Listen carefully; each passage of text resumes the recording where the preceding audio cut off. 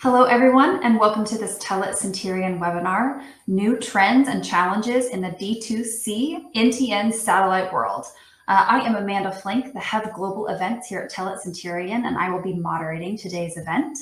To explain this topic today, I am pleased to be joined by Safi Khan, our Head of Technical Support at Telit Cinterion. Hi, Safi. Thanks for joining today. Hi, Amanda. Hi, everyone. Just quickly before I hand it over to Safi to start our presentation, I do have just a few quick items to run through. I would like to remind our audience that we will have time to answer some questions at the end of our presentation. You can simply submit a question by posting in the questions box, which should be located near the bottom of your screen. Also, please be sure to take a minute and view the resources section for some additional information. There you can find today's slide deck and a few other resources related to today's topic. And finally, we will send out this replay link to all attendees at the conclusion of the webinar. And with that, Safi, I will hand it over to you to start us off today. Okay, great. Thank you. Hello, everyone. My name is Safi Khan, and today we will talk about satellite technologies that are emerging, namely direct-to-cell, D2C, and NTN, which is non-terrestrial networks. So with that, let's get started. So as you know, Telit Cinterion webinars, we mostly focus on Internet of Things. We are a player in the IoT M2M space. And basically, as you can see, there is billions of IoT devices and connections out there and growing. So we basically help connect and manage all these devices out there with our hardware modules, as well as our mobile cellular connectivity MVNO offering. So there's a lot of devices out there and they all need connectivity. Now with cellular connectivity, as you know, there are patches of coverage that are gaps, and that is where satellite technology comes in. Especially these days, it is picking up a lot of momentum and market awareness. That's why we decided to do this webinar, to start talking about what these technologies are, and how they interact and what is their future and what does the market look like. So first of all, the agenda, what we are going to talk about today. So I'm going to introduce D2C technology and NTN to you and break it down at a high level where you can understand what are the two differences, because you may hear these acronyms and what they are. I will do a comparison to see a comparative view of how they differ and how they're similar. But they both address IoT use cases across the board, and we will talk about that. We'll touch on the ecosystem, the players, and the market, and what the landscape looks like.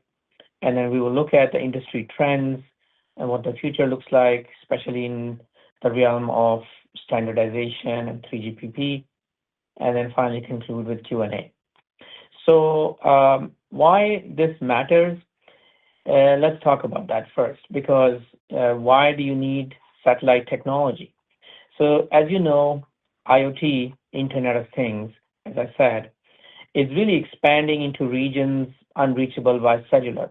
If, for example, you look at telematics, a truck that is carrying sensitive merchandise that needs to be tracked all the time, since it's high value or it's perishable or it's sensitive in any other way. When it moves from a metro area through freeways that are going through patches of no cellular coverage, it's a very good use case where the truck is definitely able to see the open sky. And that's where satellite technology comes in. So many of these telematics use cases are looking at low-cost alternatives to the traditional, more expensive satellite radios. And that's where the D2C and NTN come in. Another use case is offshore platforms like oil rigs or mining, or even just maritime ships, which are outside of cell coverage. They all rely on satellite, as well as disaster zones. So if you have cell phone coverage that goes down due to a wildfire or some other natural disaster, then satellite coverage can play a very important role. So these D2C and NTN technologies are really transforming global connectivity, and they provide resilience. And what really started this revolution for low-cost satellite is the SOS feature in smartphones. Demonstrated how powerful the satellite can be when your same cell phone, when it's out of cell coverage, can basically send an SOS message. So if you're hiking, let's say in the desert, and it gets really hot, you run out of water. So you could nowadays on your smartphone punch a button, and through NTN and D2C technology, you will be able to connect to a satellite that will relay your SOS message to first responders. So it's a very unique new driving force. Obviously, big smartphone companies are behind that push. And so we are reaping the benefits of that consumer smartphone push. And today's webinar will be all about how it can basically transcend from smartphone technology into the IoT space based on the use cases that I just talked about. So that's what we will focus on and cover that. So let's move forward then and see what's next up for us. So let's try to introduce the technologies one by one. So first, I will go and dive a little bit into D2C technology. So what is direct-to-cell and how does it work? So it's essentially satellites that act as cell towers, and they are smart satellites, and they can basically transmit and receive the same signals that your cell near your home would be sending. The only difference is that that cell is way up in the sky on a moving satellite. So the technology still is in early stages of development, and the smartphone or the IoT device would not know the difference, whether the signal came from the cell tower nearby or it came from a satellite far away. It is operating on LTE today, so 5G is further out. However, using the 4G LTE, it does operate on existing LTE protocol, so no new hardware is needed, so that's an advantage. And it seamlessly integrates into the network through infrastructure that the satellite provider and the cell provider offer. And so what a user can enjoy is always on coverage, and the devices will connect automatically when they're, let's say, losing or outside the cell coverage. So for example, Starlink is a very good example, and AST Space Mobile. These two companies are pioneering this technology and leaders in this space. And Starlink, for example, has partnered with T-Mobile to offer this service to smartphones. It is still not available on IoT devices yet. However, you can do a free trial with a smartphone. It will use LTE band 25, which is the same band for cellular operation, but because of the FCC grant, you can use that same spectrum through the satellite. Other companies, notably, are in this space, which are doing direct-to-cell, is, like I said, SpaceX, Starlink, owned by SpaceX, and then AST Space Mobile, which is partnered with AT&T, Globalstar, Iridium, Orbcomm, Skylo. Skylo is one of the operators that Telit has partnered with, Viasat, and Amazon has a D2C satellite project called Kuiper, and then there is more other smaller ones. The MNOs on the other side are also active, and they're globally active. In North America, of course, we have AT&T, Verizon, T-Mobile, and also then SoftBank globally. Deutsche Telekom, SoftBank, Singtel, and StarHub are some of the other operators also active in this space. So this is D2C. As you can see, on this slide, the architecture that I explained is giving you expanded coverage and seamless integration, and of course, ubiquitous connectivity, which is the most important for those use cases where they want continuous coverage. And you can have global reach. Since the satellite coverage is global, you can then have global coverage that covers your asset no matter where it is. So direct-to-cell obviously is a kind of a proprietary technology as compared to NTN, which I will cover next. And so one of the disadvantages of direct-to-cell is that every company is trying to take the lead and they are implementing their own solution. So it's not a standardized technology. However, it does have the benefits that I mentioned earlier. So now we will switch gears and start talking about another technology in this space, which is called NTN. And NTN stands for non-terrestrial networks, meaning that the terrestrial networks are the cellular networks. So when we say terrestrial network, we mean AT&T, Verizon, T-Mobile, or other network that is available to you where you are. So NTN is a non-terrestrial network. So NTN technology is a standardized technology in the same 3GPP standards body that drives the standards for the cellular connectivity, like 3G and 4G and 5G. So today we have the 5G technology for cellular, and in the same standardization, we have NTN as a branch of 3GPP. So everyone, device makers, chip makers, module makers like Telit, or end device makers will have to have a standards-based protocol implemented.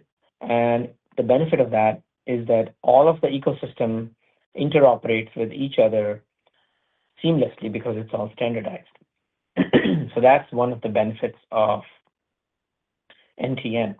Now, the rationale obviously is the same as the rationale for D2C, is to complement cellular coverage with satellite and reuse the same hardware of cellular. So the same way I said, the smartphone doesn't need any changes to do Starlink, let's say, for example.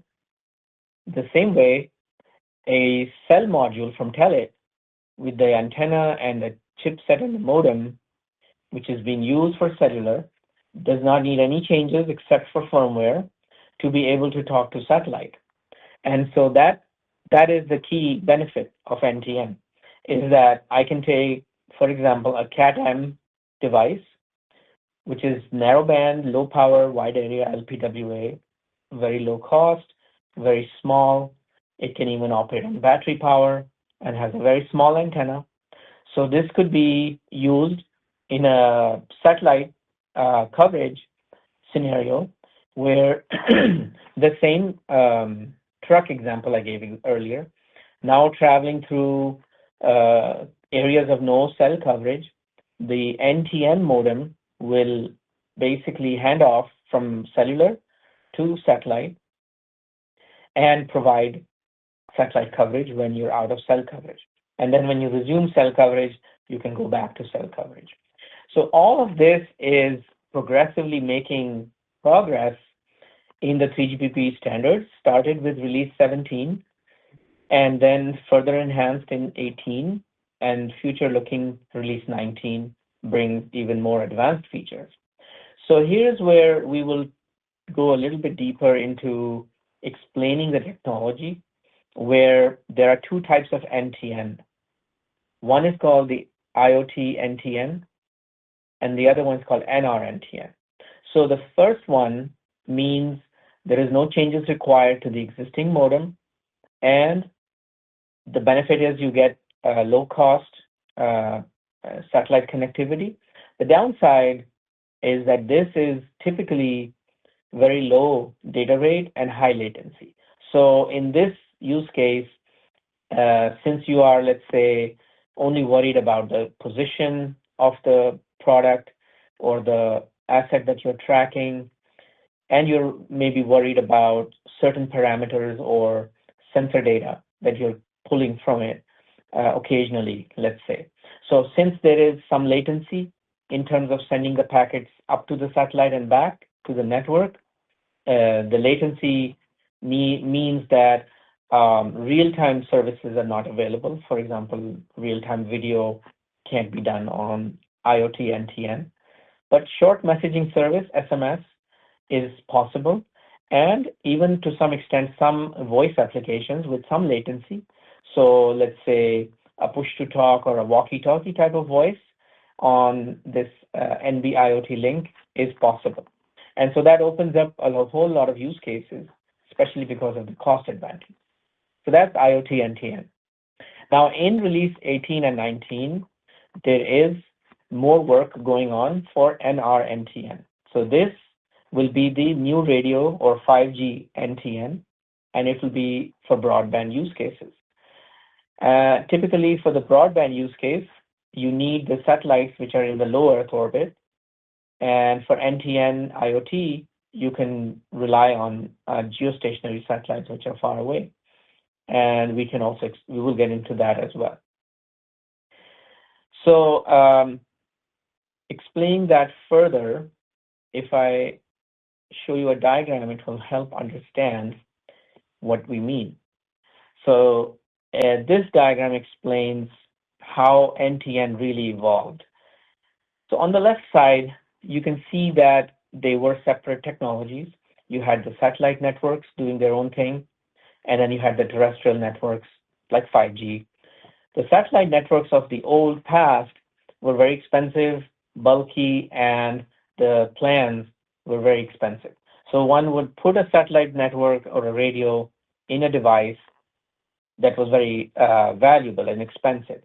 So it could not scale to the massive IoT level where the devices have to be very low cost and they still needed the satellite connectivity. So this is where this middle portion of the diagram comes in, where we started integrating the technologies in 3GPP, which is the NTN technology. For IoT use cases, obviously for smartphones as well, for SOS, and for backhaul services. So backhaul is still the traditional satellite service, but the two new ones are IoT and the phones. And this is where single hardware would integrate satellite technology into the cell modem so that you could get NTN coverage based on the same cell modem. Now it shows that in 2030 or in the future, you would envision a very seamless system. So if you follow the 3GPP path, since it's more standardized, we can expect the whole ecosystem to basically start combining the best of both networks, terrestrial networks and all of the satellite networks that fall under the 3GPP technology umbrella would work together to provide a very seamless, interworking, unified network.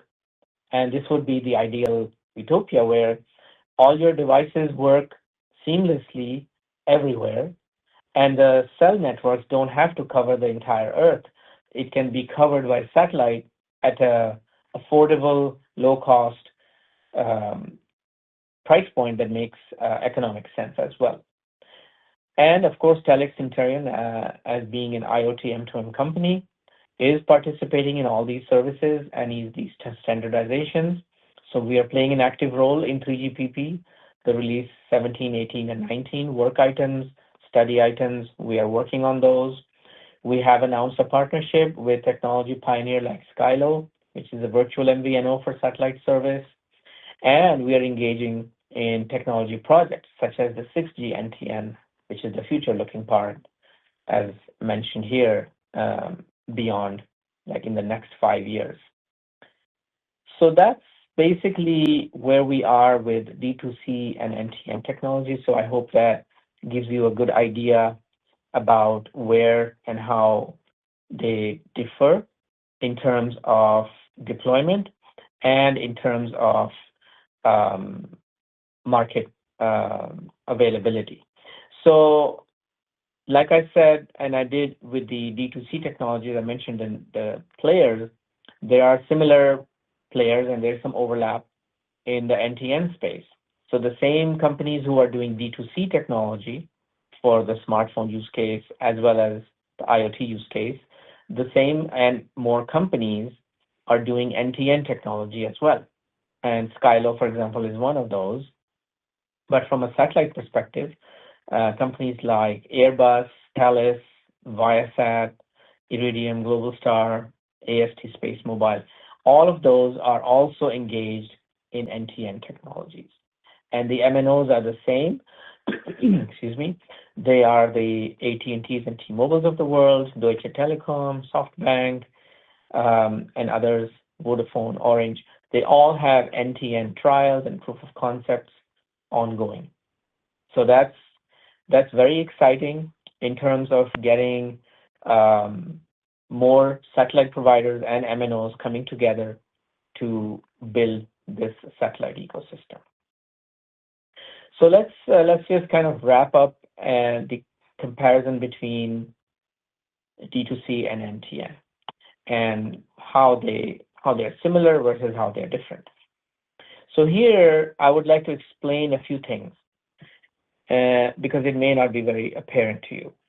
So D2C and NTN technologies, they do represent a fundamental shift in how mobile connectivity is achieved. And D2C, let's say, started with smartphones, focusing on a smartphone talking directly to a satellite. And on the other hand, NTN is more focused on IoT, encompassing a broader range of satellite-based communications globally. And so D2C will address the dead zones and provide basic services when you are in a remote area. You remember the hiking example that I gave. And NTN will leverage a diverse satellite network to enhance connectivity for telematics use cases or other use cases. So they both complement and supplement each other in ways where the consumer or the company that's selling the product will decide whether they want to put the D2C modem in their product or an NTN modem, or have the capability and flexibility to do both. It also depends on one more important thing, which is the architecture of the satellite. So when we compare these technologies, we have to see how they are using the satellite. And there are two types of satellites that, satellite architectures, I should say, that really matter. One of them is called a bent pipe architecture, which means the satellite, from the point of view of the Earth, is essentially just a pipe, a bent pipe, let's say a U-shaped pipe, where the ground is sending a signal up to the satellite. All it's doing is mirroring it and sending it to another place on Earth through a beam. And so there is no intelligence in the satellite, it's just relaying the information. The other architecture is what we are calling regenerative satellite. And in that case, the satellite not only is mirroring the beam, but before sending the beam back, it is also doing processing on the signals, just like the cell phone tower or a small cell on terrestrial works. So essentially taking the cell from a cell phone network, a terrestrial network, and moving it into the sky on the satellites. And this is called regenerative architecture. So the D2C companies, they typically use the bent pipe, but there are exceptions like Starlink and AST Space Mobile. They all opted for regenerative satellites. And on the same plane, when we talk about NTN, they typically try to use the regenerative architecture because they want to do advanced deployments. And as I said, when NR-NTN comes along, it needs to have the functionality of a cell phone network as complex as 5G to be up in the sky and be able to manage multiple devices and their coverage and their data services, voice services, and video from the satellite. So those are going to be complex satellites that need to be launched. And also, another aspect is that there are two types of satellites. As I said, there's the geostationary satellites.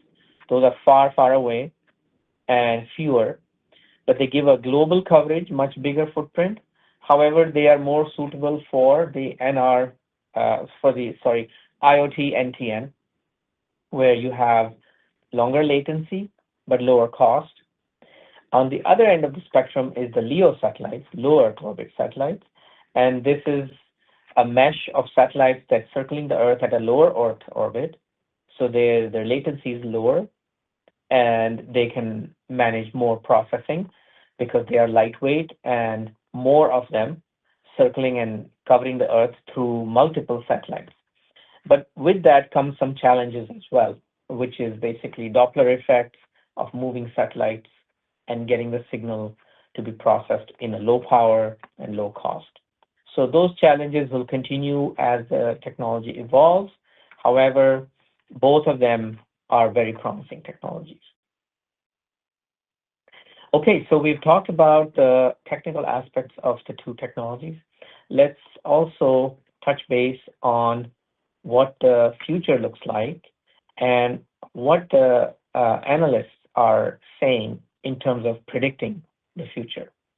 So basically, in terms of the trends, as I already mentioned, there is a growing appetite to integrate. So D2C and NTN are basically converging, and D2C services will be complementing NTN's broader capabilities. And what happens beyond 5G? So 5G is really release 15 of 3GPP, but 5G is also release 16, 17, 18, and 19. So in these releases, we will continue to see refinements in features, lower latencies, more resilience. Especially there is work going on in terms of the handoff. So who gets to decide when a device which is moving, mobile, in a mobility scenario, how do you decide whether to stay on cellular or move to the satellite? You have to know in the standard how to look at when the signal is getting weak, and before breaking the connection, make before break connection. So all of that evolution is going on in the standards, as well as for D2C, companies are evolving through their own proprietary innovations. What are the emerging applications? So they will basically enable new applications such as, IoT everywhere, global coverage, disaster response, as I mentioned earlier, like wildfire response, remote connectivity. So definitely offshore or remote areas, mines, and many other applications where you're at the edge of cell coverage or you're completely out of cell coverage. So those are the emerging applications. And remember the fact that the traditional satellite radios were bulky and very expensive, but people put them in much larger assets.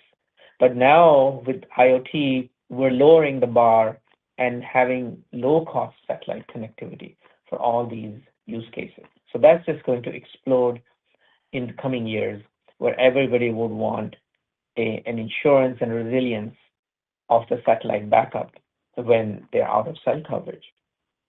Market growth, so we have some charts that we will share in the coming slides, but essentially they are definitely projected to experience significant growth in the coming years, but they have to overcome all those technical challenges and make it economically viable. What are the challenges in the end? Of course, they include the spectrum allocation, the network infrastructure in the space, so you have to launch the satellites, maintain them. Some of them become end of life. You have to manage their expiry and bring in and smoothly transition to new satellites. So it's not easy. It's basically a lot of moving parts. Of course, the UE, the user equipment, which means the the device on the Earth, the actual IoT device, their antennas are not exactly tuned and optimized for the satellite band. I said that it's supposed to work with the same antenna. Yes, it works. But can the performance be improved further? Yes. So now that we understand which satellite bands are going to be the prevalent ones, the newer chipsets and the newer antennas for these devices can fine-tune and optimize the performance of these antennas to be able to operate with higher performance. So those are basically some of the trends for future in this technology space. Lastly, let's switch into covering some of the market data so that you get a complete picture of where these things are and where they're going. And some of the charts here, we have the references where we got them from. But as you can see, North America is a leading market for publicly announced satellite partnerships.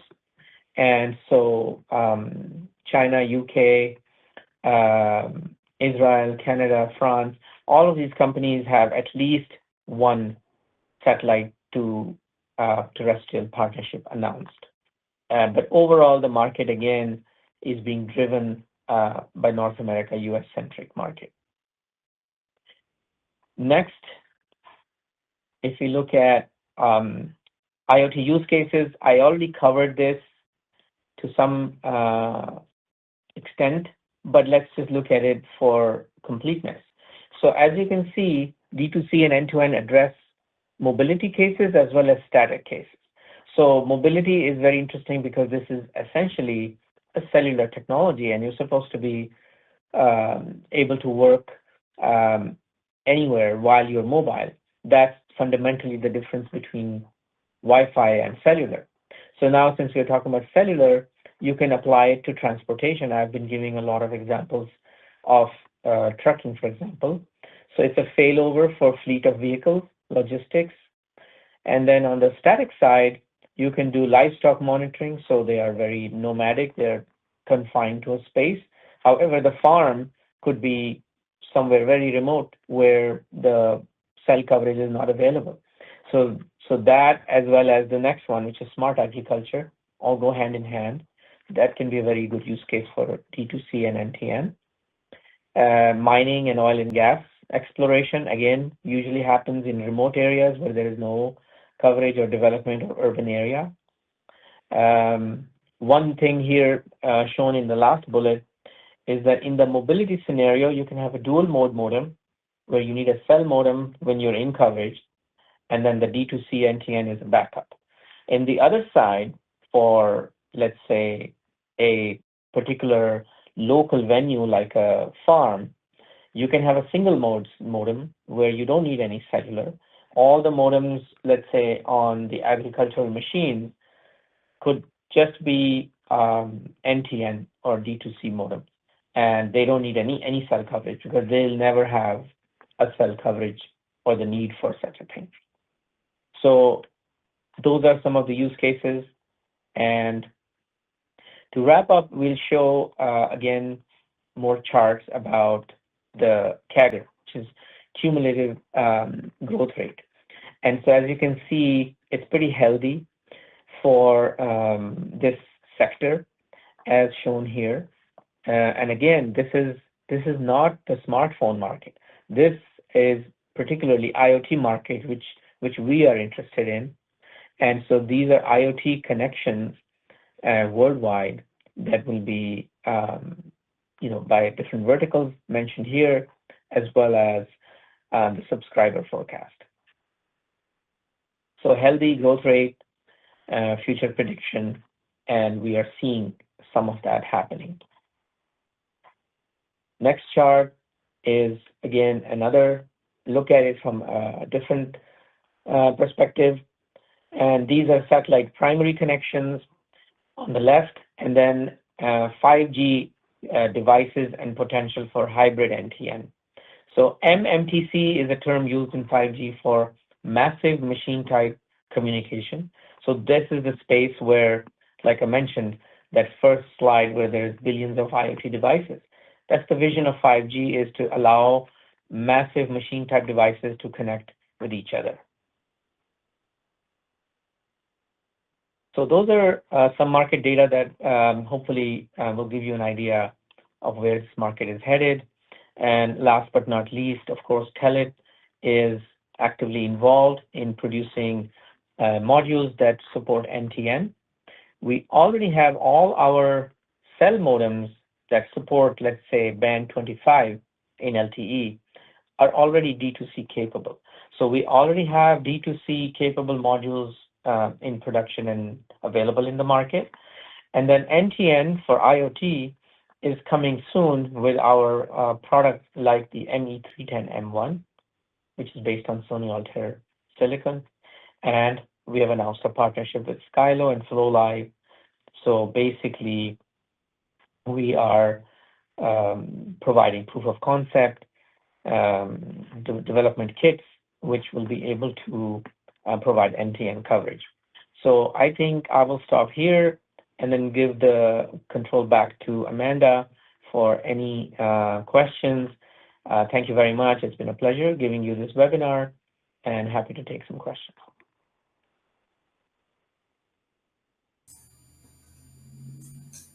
Great, thanks, Safi. Audience, just really quick before we get to the questions, I am going to drop a quick poll on your screen. If you would like to have one of our experts contact you, maybe you have a really specific question to your application or just want to get in touch with somebody, please just respond here on the poll and we will have somebody reach out to you.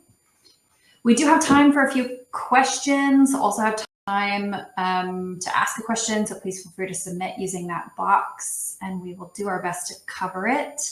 Safi, we did get a couple of those, so we can just dive right in. The first question that I have here, with D2C and NTN technologies evolving, how do you see the balance between GEO and LEO satellite constellations shaping the future of IoT deployments?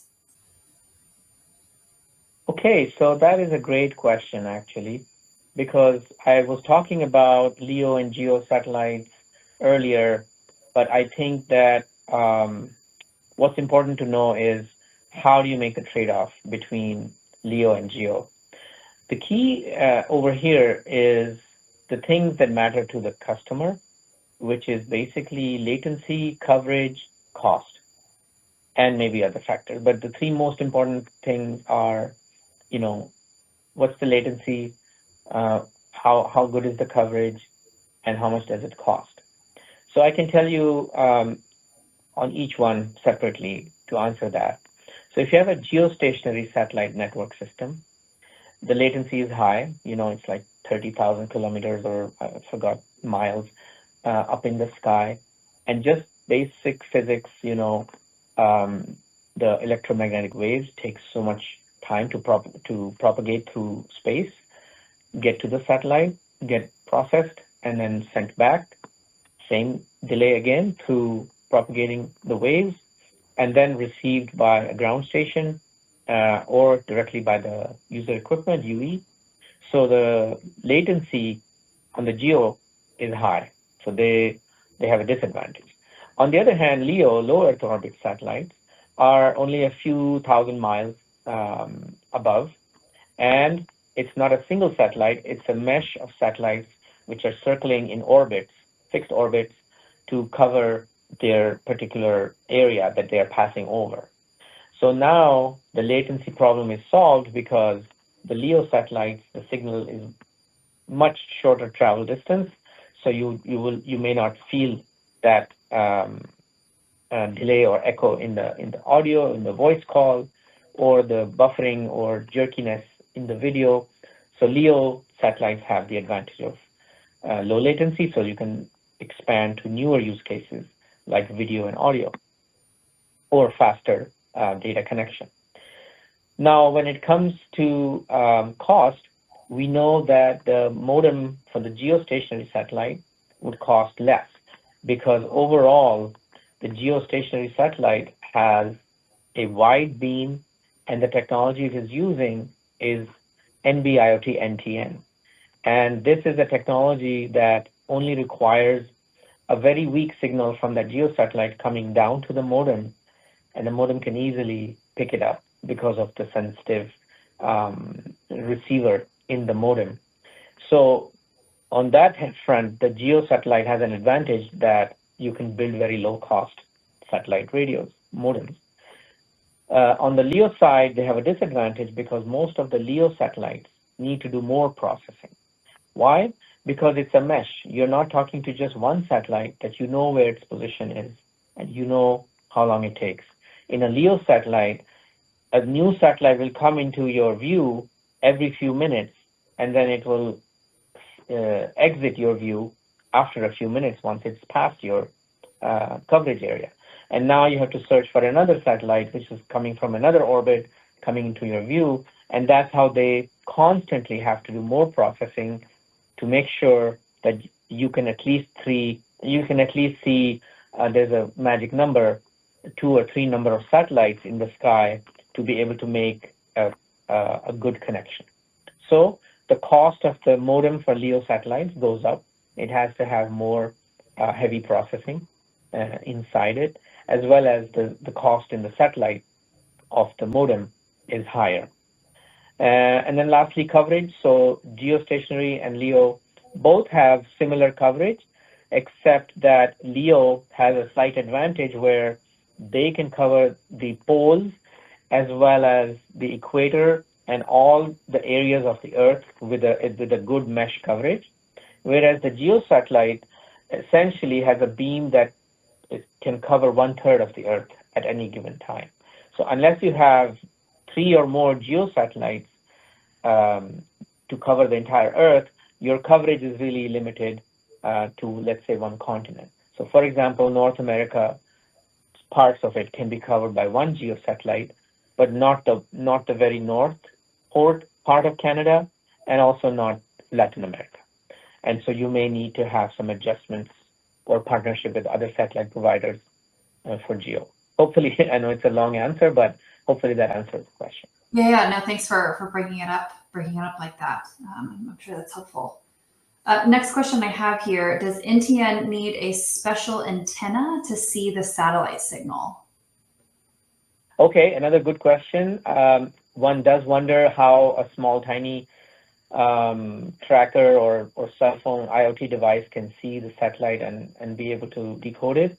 The magic is in the link budget, so it's further down into the physics and the digital communications part of this technology. No special antenna is required. One thing is, though, you need to be outside in line of sight. So contrary to where your smartphone or your IoT devices, they work on the cell phone side indoors, so they don't need to see the cell tower because the signal is strong enough that they can still pick it up when you're inside your home or inside a building. However, for satellite NTN to work, the link budget is just on the edge where your device needs to be outside, and then your physical antenna needs to be mounted outside the vehicle, for example, for tracking telematics, and it has to have a clear view of the sky. So if you're in a tunnel or if you're in a garage, you will not get the NTN signal. But the same antenna, low cost, small size antenna, works fine. But like I said earlier, you can further optimize the antenna for the satellite bands if you want increased performance. Great, thank you. I think we'll just take one more question here. And I like this one to kind of wrap us up here. What role do you see Telit Cinterion playing in bridging the gap between terrestrial and non-terrestrial networks for industrial IoT specifically? Yeah, that's very relevant for us. So we play in most of these verticals: industrial IoT, telematics, precision agriculture, disaster management, first responders. So Telit can really play that gap as a central player because we have all the pieces of the puzzle. We have the module that is capable of satellite, D2C and NTN. So our modules will have that technology built in. Secondly, we are doing partnerships with the satellite service providers. And we have the MVNO part of our service where we provide a global Telit Next network. So with a single Telit SIM, someone will be able to have global cellular coverage for their IoT device, as well as have the assurance that if their device is outside of any cell coverage, that they will seamlessly be able to rely and fall back on NTN or D2C technology using Telit modules. So we are playing a very pivotal role in enabling this technology, and we are riding this wave as the market matures and grows. The module like the ME310M1 that we are bringing out will have NTN capability, and all our current modules, LTE modules, like let's say LE910C4, which is a Cat4 LTE modem, has band 25. It works with D2C technologies today and has already been proven as a proof of concept by some of the D2C players. Yeah, great. Truly end to end, right? Yes. Yeah. Well, thank you, Safi, so much for your time today. Audience, we really appreciate you joining us. Again, if you have a few minutes, check out the resources section there for some additional information on our topic. That replay link will be hitting your inbox soon. And again, thanks to everybody who joined us. Have a great one. Bye. Bye, everyone.